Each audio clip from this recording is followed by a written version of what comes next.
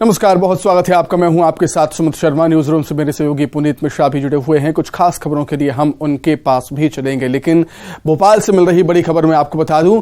मध्य प्रदेश चुनाव के लिए केंद्रीय गृह मंत्री अमित शाह ने आज दिल्ली में एक बड़ी बैठक बुलाई है। मध्य प्रदेश चुनाव को लेकर दिल्ली में आज शाम को 7 बजे बीजेपी की बड़ी बैठक होनी है। मध्य प्रदेश के सभी बड़े नेताओं को दिल्ली बुलाया गया है। बैठक में अमित शाह के साथ राष्ट्रीय अध्यक्ष जेपी नड्डा और राष्ट्रीय संगठन मंत्री बीएल संतोष मौजूद रहेंगे। मध्य प्रदेश के चुनाव प्रभारी भूपेंद्र यादव, सह प्रभारी अश्विनी वैष्णव, चुनाव प्रबंधन समिति संयोजक नरेंद्र सिंह तोमर, सीएम शिवराज सिंह चौहान, प्रदेश अध्यक्ष वीडी शर्मा मौजूद रहेंगे। अमित शाह ने एमपी में भोपाल दौरा रद्द होने के बाद दिल्ली में बैठक बुलाई है। एमपी चुनाव की फीडबैक और आगामी रणनीति को लेकर रूपरेखा बनेगी।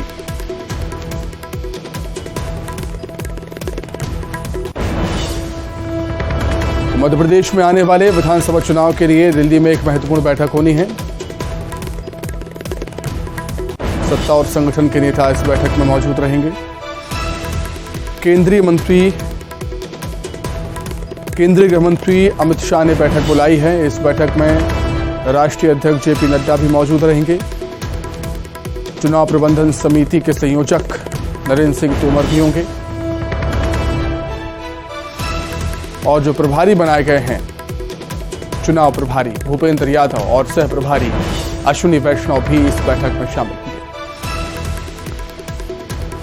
सीएम शिवराज और बीजेपी के प्रदेश अध्यक्ष वीडी शर्मा भी इस बैठक में मौजूद रहेंगे। तो कुल मिलाकर एक बड़ी बैठक हम कह सकते हैं।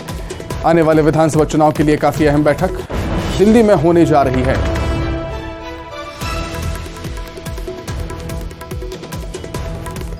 शाम को करीब 7 बजे ये बड़ी बैठक।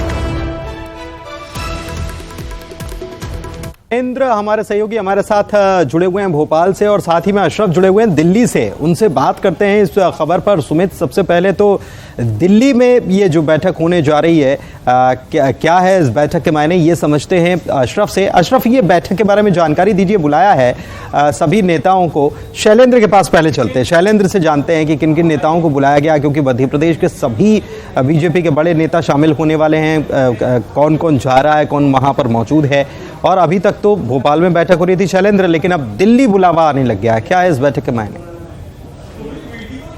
हाँ, देखिए, आज अचानक से ये बैठक बुलाई गई है तो काफ़ी महत्वपूर्ण, इसलिए कि अमित शाह अभी इसके पहले करीब 3 बार भोपाल और इंदौर आ चुके हैं, तो वो तमाम बैठकें ले चुके हैं और 1 महीने में 3 बैठक के बाद अब दिल्ली की चौथी बैठक कहीं ना कहीं बहुत ही महत्वपूर्ण है। और किसी रणनीति के हिसाब से इसमें कोई ना कोई बड़ा बात हो सकती है, बड़ा फैसला हो सकता है, क्योंकि सभी नेताओं के अलग अलग प्रवास तय थे पहले से। भाजपा प्रदेश अध्यक्ष हो, मुख्यमंत्री शिवराज सिंह चौहान हो, केंद्रीय मंत्री नरेंद्र सिंह तोमर हो, चुनाव प्रभारी भूपेंद्र यादव हो, सह प्रभारी अश्विनी वैष्णव हो, ये तमाम प्रमुख नेता जिनके हाथों में मध्य प्रदेश के चुनाव की बागडोर है, ये सभी नेता अलग अलग कहीं ना कहीं मध्य प्रदेश में दौरों पर थे।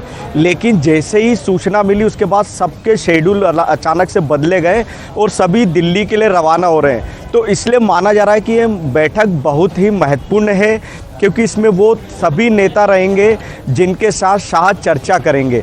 सबसे बड़ी बात है कि इस बार बैठक में राष्ट्रीय अध्यक्ष जेपी नड्डा और संगठन महामंत्री जो है बीएल संतोष, वो भी मौजूद रहेंगे। तो निश्चित ही है कि इस बैठक में आज शाह कोई ना कोई एक बड़ी लाइन दे सकते हैं, जो कि मध्य प्रदेश चुनाव के लिहाज से बड़ी महत्वपूर्ण होने वाली है। बिल्कुल, मध्य प्रदेश चुनाव के लिहाज से बड़ी महत्वपूर्ण होने वाली है। और सुमित, दिलचस्प ये भी है कि जितने भी बड़े नेता हैं, एक एक बार उन्होंने अलग अलग संभागों का दौरा कर लिया है। जैसे वीडी शर्मा एक बार दौरा करके आ चुके हैं, कैलाश विजयवर्गीय, नरेंद्र सिंह तोमर सब दौरा करके आ चुके हैं। वहाँ के लोग, वहाँ के जो लोकल नेता हैं उनको बता चुके हैं संदेश संगठन का। बिल्कुल बिल्कुल ठीक बात की पुनीत आपने। दिल्ली संवाददाता अशरफ काजमी भी हमारे साथ जुड़ गए हैं फोन लाइन पर। अशरफ, चुनावी साल में जब जब ऐसी बैठकें होंगी महत्वपूर्ण मानी ही जाएंगी। दिल्ली में बीजेपी की महत्वपूर्ण बैठक है आने वाले विधानसभा चुनाव के लिए, और जाहिर सी बात है उम्मीद ये की जाएगी कि कुछ बड़ा फैसला लिया जा सकता है। कई बड़े फैसले भी हो सकते हैं आने वाले विधानसभा चुनाव के लिए। अशरफ, देखिए सुमित, अभी जो बैठक हो रही है इसमें फैसला तो क्या लिया जाए, लेकिन हाँ ये है कि फीडबैक जरूर लिया जाएगा। जो वहाँ की ग्राउंड की स्थिति है, जो जमीनी हालात हैं पार्टी के, क्योंकि अभी सभी लोगों ने अपने अपने जितने बड़े नेता हैं वो संभागवार अपनी वहाँ पे कार्यकर्ताओं से, लोगों से, आम लोगों से मिल रहे हैं, तो वो फीडबैक यहाँ पे अमित शाह को देंगे। और हो सकता है कि फीडबैक मिलने के बाद एक रणनीति बनाई जाए कि हमें चुनाव में किस लाइन को अख्तियार करना है, जो केंद्र की योजनाएं हैं, जो राज्य की सरकार की योजनाएं हैं, वो कैसे आम लोगों तक पहुंचे और उनका प्रचार ज्यादा से ज्यादा कैसे हो, ये एक होगी। दूसरा ये कि कैसे जो विपक्ष है, जो कांग्रेस की है, उसकी काट कैसे की जाए, तो ये भी एक यहाँ पे रणनीति का एक हिस्सा हो सकता है। लेकिन महत्वपूर्ण ये है कि जो फीडबैक किया जाएगा, फीडबैक मिलने के बाद अमित शाह कोई फैसला करेंगे कि हमें क्या करना है। लेकिन कयास यही लगाया जा रहा है कि फीडबैक के आधार पर ही वो रणनीति तय करेंगे कि हमें आगे कैसे चलना है, किस लाइन पर चलना है, केंद्र और राज्य सरकार की योजनाओं को के बारे में जनता को कैसे पहुंचाना है, कैसे चुनाव काल में राज्य सरकार ने आम लोगों का साथ दिया, केंद्र ने अभी तक साथ दिया है, ये तमाम मुद्दे रहेंगे। और एक चीज ये है कि नरेंद्र मोदी जो प्रधानमंत्री हैं उनको आगे रखकर ही चुनाव लड़ा जाएगा। अशरफ, लेकिन ये मैं आपसे ये समझना चाह रहा हूँ कि मध्य प्रदेश में अगर विपक्ष के लिहाज से कांग्रेस की तैयारी को देखा जाए तो वो वचन पत्र या घोषणा पत्र जो है उसको लेकर कई सारी बैठकें कर चुका है और लगभग तैयार है, प्रिंट के लिए छपना बाकी, ये तक बातें कही जा रही हैं। और ये भी कहा जा रहा है कि बीजेपी इसमें काफ़ी पीछे है। क्या ये मुद्दे शामिल होने वाले इस बैठक में या फिर इसके लिए अलग ही बैठकें होने वाली हैं? नहीं, देखिए सुमित, यही सब चीजें वही है ना कि कांग्रेस की काट कैसे करनी है। अब मान लीजिए कि कांग्रेस ने तो अपना 2024 तक का लोकसभा की भी तैयारी कर ली, उन्होंने हर जिले का प्रभारी लोकसभा का नियुक्त कर दिया है। तो कांग्रेस को हमने कैसे पीछे छोड़ना है, उनकी क्या तैयारी है और उससे हमें आगे कितने कदम रहना है, कांग्रेस की काट जरूर की जाएगी। यही है कि ग्राउंड पे क्या हो रहा है, लोगों का मन क्या कह रहा है, कार्यकर्ता क्या कह रहे हैं, क्योंकि संभागवार ये जितने बड़े नेता हैं जो आज इस बैठक में शामिल होंगे, सब जनता से जुड़कर आए हैं, उनसे बातचीत की, आम लोगों से मिले हैं। तो वो फीडबैक क्या है, वो फीडबैक आज अमित शाह को दिया जाएगा और अमित शाह आगे की रणनीति तय करें। क्योंकि अमित शाह के बारे में ये कहा जाता है कि वो चुनाव के एक तरह से चाणक्य हैं, चाणक्य है। बिल्कुल सही बात है, चाणक्य बीजेपी में कहा जाता है उनको। और शैलेंद्र हमारे साथ जुड़े हुए हैं। सुमित, एक बार शैलेंद्र से भी समझ लेते हैं, चूंकि अशरफ ये कह भी रहे हैं कि वहां पर जो फीडबैक, अपने अपने दौरे तो कर चुके हैं नेता, और फीडबैक क्या लेकर जा रहे हैं या फीडबैक क्या मिला अंदर खाने से, क्योंकि ये तो बताया तो नहीं जाता मीडिया में, लेकिन अंदर खाने से क्या खबरें आ रही है शैलेंद्र, ये समझना चाहेंगे कि किस प्रकार का फीडबैक मिला है अलग अलग संभागों से पार्टी के नेताओं। देखिए, भाजपा के साथ सबसे बड़ी चुनौती अभी जो यहाँ पर मध्य प्रदेश में समझ आ रही वो है कि किस तरीके से और किस मॉड्यूल को लेकर चुनाव में जाएं, क्योंकि भाजपा यहाँ पर विकास के साथ तो आगे जा रही है, लेकिन भाजपा को सबसे बड़ी एक जो रणनीतिक रूप से दिक्कत आ रही है कि यहाँ पर लगातार सत्ता में रहने मीडिया के सामने नेता कहते हैं बहुत अच्छा फीडबैक है, प्रचंड बहुमत से सरकार बनेगी, लेकिन असली फीडबैक क्या है आज देंगे सीएम शिवराज अमित शाह को। बहुत धन्यवाद आपका अशरफ, बहुत धन्यवाद आपका शैलेंद्र जुड़ने के लिए। आगे बढ़ेंगे, भोपाल से बड़ी खबर, कमलनाथ की मौजूदगी में कांग्रेस में शामिल हुए हैं बीजेपी के दो नेता, सागर से राजकुमार धनोरा और दतिया से अवधेश नायक कांग्रेस में शामिल। पीसीसी चीफ कमलनाथ ने ज्वाइन कराई है उनको कांग्रेस पार्टी और कहा है मैं तो रोज 3 खड़ा कर दूंगा, विधायक हो या नेता, लोकल के नेता स्वीकारें ये जरूरी है। इमरती देवी के कांग्रेस में वापस शामिल होने के सवाल पर हंसते हुए बोले हैं कमलनाथ, शिवराज सिंह चौहान चाहे तो शामिल हो जाएं, स्थानीय नेताओं की सहमति होनी चाहिए, यही मेरा सिद्धांत है। कल झाबुआ के दौरे पर जाएंगे। कमलनाथ ने महिला अपराधों का मुद्दा भी उठाया है और मध्य प्रदेश में महिलाओं पर अत्याचार बढ़ रहा है, ये बात भी कही। लेकिन बड़ी खबर ये कि कांग्रेस में 2 बीजेपी नेता शामिल हुए हैं, सागर से राजकुमार धनोरा और दतिया से अवधेश नायक।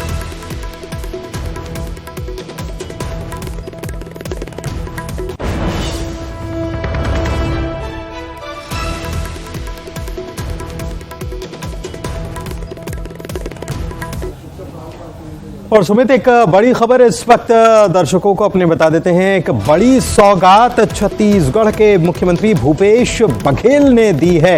एक बड़ा ऐलान दरअसल भूपेश बघेल ने किया। तहसीलदार जो है उनको एक बड़ी सौगात दी गई है। सीएम की तरफ से एक बड़ा ऐलान आज कर दिया गया है। 50% पद आरक्षित किए जाएंगे तहसीलदारों के लिए, 50% पद आरक्षित किए जाएंगे। इस वक्त की बड़ी खबर और एक बड़ा ऐलान मुख्यमंत्री भूपेश बघेल ने कर दिया है। तहसीलदारों को सीएम ने यह सौगात दी है और 50% पद जो हैं वो आरक्षित किए जाएंगे। ये बड़ी खबर इस वक्त आपको रायपुर से हम दिखा रहे हैं। प्रमोशन में 50% पद आरक्षित होंगे। डिप्टी कलेक्टर के 50% पद आरक्षित होंगे। ये एक बड़ा ऐलान किया गया। नायब तहसीलदार भी राजपत्रित अधिकारी होंगे। जो तहसीलदार हैं उनके लिए ये घोषणा की गई है। बिल्कुल एक बड़ा फैसला हम कह सकते हैं पुनीत कि सीएम भूपेश बघेल ने तहसीलदार को एक बड़ी सौगात दी है। तहसीलदार के लिए 50% पद आरक्षित होंगे। प्रमोशन में 50% पद आरक्षित किए जाएंगे। डिप्टी कलेक्टर के 50% पद आरक्षित होंगे। अब नायब तहसीलदार भी होंगे राजपत्रित अधिकारी। निश्चित तौर पर एक बड़ा फैसला हम कह सकते हैं चुनाव से पहले।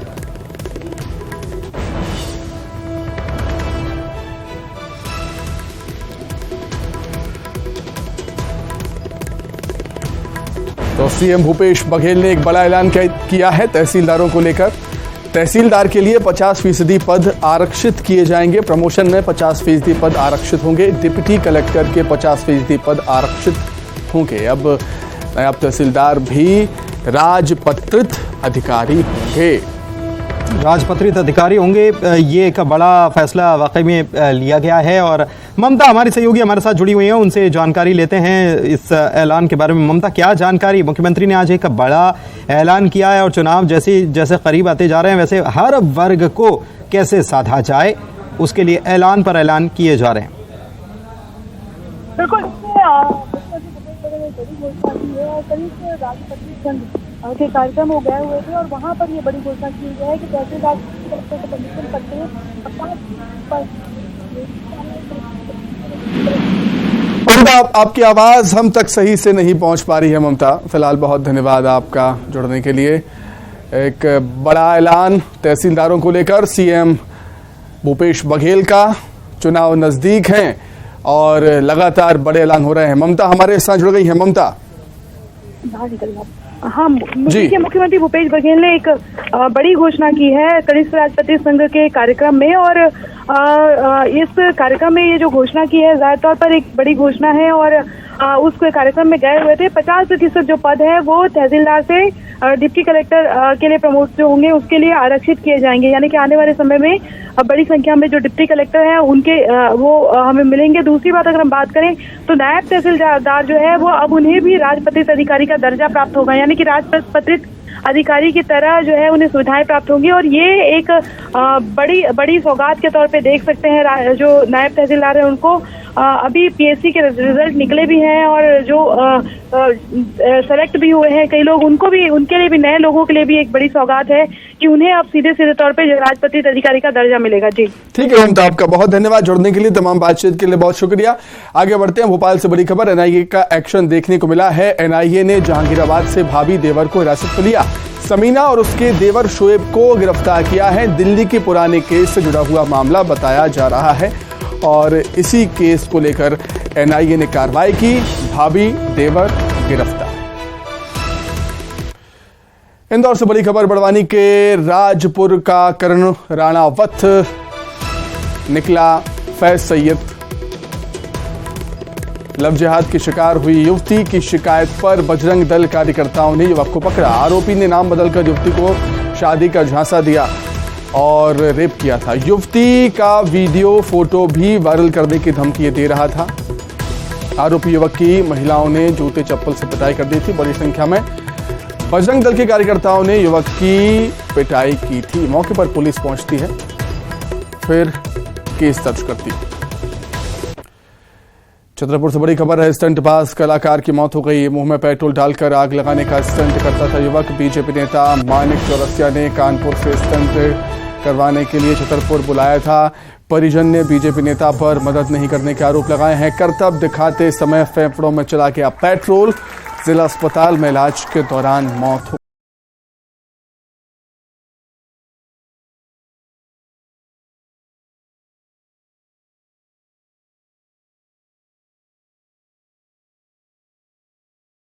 आइए अब देखेंगे 25 सेकंड में खबरें।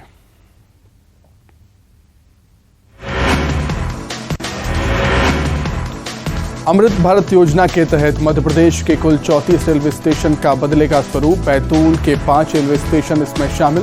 बैतूल, मुल्ताई, आमला और हरदा स्टेशन का 100 करोड़ की लागत से होगा विकास। अमृत भारत स्टेशन योजना के तहत हरदा रेलवे स्टेशन का होगा कायाकल्प। 18 करोड़ की लागत से होगा पुनर्विकास। खिरकिया स्टेशन का 15 करोड़ की लागत से होगा कायाकल्प। कृषि मंत्री ने पीएम मोदी का जताया आभार। भिंड में बस और कार की टक्कर, हादसे में पति पत्नी की मौत, 2 बच्चे गंभीर रूप से घायल। चुनाव को लेकर बीजेपी की जमावट, सभी विधानसभाओं में कार्यकर्ता सम्मेलन। भोपाल और गुना में नरेंद्र सिंह तोमर, पन्ना में वीडी शर्मा संभालेंगे मोर्चा। बालाघाट में चलाया जा रहा है मतदाता जागरूकता अभियान। सीएम राइज स्कूल में आयोजित शिविर में सहायक उपकरणों का किया गया है वितरण। सागर में सड़क पर दौड़ा काल, स्कूटी सवार युवकों को कंटेनर ने रौंदा, 2 की मौत। श्योपुर में तहसीलदार अमिता सिंह तोमर ने वापस मांगा इस्तीफा। 2 दिन पहले दिया था इस्तीफा, तहसीलदार नहीं बनाए जाने से नाराज होकर दिया था इस्तीफा। बालाघाट में लूट के पीड़ित ने की इनाम की घोषणा। लूट के आरोपी को नहीं पकड़ पाई थी पुलिस। आरोपी की खबर देने पर 51,000 रुपए देने का ऐलान। 28 जुलाई को 2.25 लाख रुपए की हुई थी लूट। मध्य प्रदेश में बारिश का दौर जारी। उफान पर नदियां, गांव, शहर सब पानी पानी। फिर ऑरेंज और येलो अलर्ट। भक्ति रस में डूबा छिंदवाड़ा। सिमरिया में बाबा बागेश्वर का सजा दरबार, आज कथा का दूसरा दिन। रायपुर में सीए के छात्रों का राष्ट्रीय सम्मेलन, कार्यक्रम में शामिल हुए सीएम भूपेश बघेल। दीनदयाल ऑडिटोरियम में कार्यक्रम का आयोजन। डिप्टी सीएम टीएस सिंहदेव पहुंचे जशपुर। जशपुर के सोगरा आश्रम पहुंचे डिप्टी सीएम। मां भगवती की पूजा अर्चना कर बाबा संभव राम से लिया आशीर्वाद। दुर्ग में नाबालिग ने किया था गृह मंत्री ताम्रध्वज साहू की गाड़ी पर पथराव। एसपी का बयान, कहा मंत्री के निर्देश के बाद समझाकर नाबालिग को छोड़ा गया। छत्तीसगढ़ के सभी मेडिकल कॉलेज के नर्सिंग स्टाफ करेंगे हड़ताल। 4 सूत्री मांगों को लेकर हर दिन 2 घंटे काम करेंगे बंद। वेतन विसंगति दूर कर दें, लेसन ऑफिसर का पदनाम देने की मांग। रायपुर पुलिस का अपराधियों के खिलाफ अभियान, गुंडे बदमाशों पर की गई कार्रवाई। 63 आरोपियों को भेजा गया जेल। दुर्ग में सीआईएसएफ के आईजी पर भतीजी को बंधक बनाने का आरोप। बिहार से आई महिला विकास टीम ने युवती का किया रेस्क्यू। उतई थाना क्षेत्र का मामला। अंबिकापुर के सुपलगा में कीचड़ भरे रास्ते से ग्रामीण परेशान। वीडियो बनाकर किया वायरल, सड़क बनाने की कर रहे मांग। गरियाबंद में तेंदुए का आतंक जारी, मवेशियों का कर रहे शिकार, ग्रामीणों में भारी दहशत। दुर्ग के 2 रेलवे स्टेशन को पीएम की सौगात। दुर्ग के 2 स्टेशन का होगा पुनर्विकास। दुर्ग और पावर हाउस स्टेशन का होगा विश्व स्तरीय विकास। कोरबा में छात्रा ने फांसी लगाकर की आत्महत्या। घर में अकेली छात्रा ने लगाई फांसी, वजह का अब तक नहीं हुआ खुलासा। जांच में जुटी पुलिस। इसी के साथ ही फिलहाल इस बुलेटिन में इतना ही। नमस्कार। सक्षम नेतृत्व में किस तरह नवा छत्तीसगढ़ ले रहा है आकार। बेहतर नीतियों के साथ किस तरह हर वर्ग के सपने हो रहे हैं साकार। छत्तीसगढ़ के विकास, वर्तमान और भविष्य पर मंथन का महामंच, जहां होंगे विभिन्न क्षेत्रों के दिग्गज। राइजिंग छत्तीसगढ़ देखिए 7 अगस्त दोपहर 12:30 बजे से सिर्फ न्यूज़ 18 मध्य प्रदेश छत्तीसगढ़ पर।